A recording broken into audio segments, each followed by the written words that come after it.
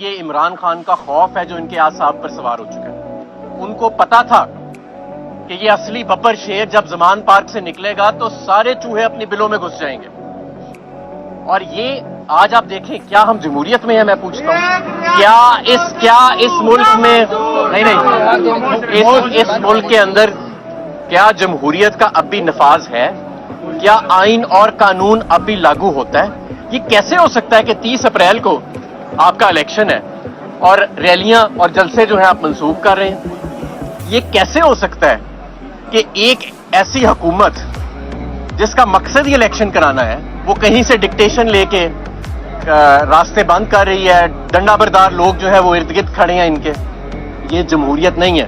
میں اپنے کارکنوں سے کہنا چاہتا ہوں کیونکہ بہت سارے لوگ اب رستے میں ہیں اور رات کو سیکیورٹی پلان جو ہے وہ انتظامیہ نے کلیئر کیا ہے.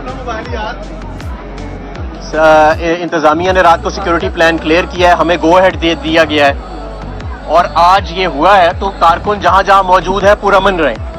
رانا ثناء اللہ لاشیں چاہتا ہے, رانا ثناء اللہ خون چاہتا ہے. یہ بدکار بد دیانت نا اہل رجیم خون چاہتی ہے تاکہ اس خون کی بنیاد بنا کے پاکستان میں جمہوریت کو معطل کیا جائے. یاد رکھیں کہ ہم ایک پرامن اور آئین اور قانون میں یقین رکھنے والی جماعت ہے.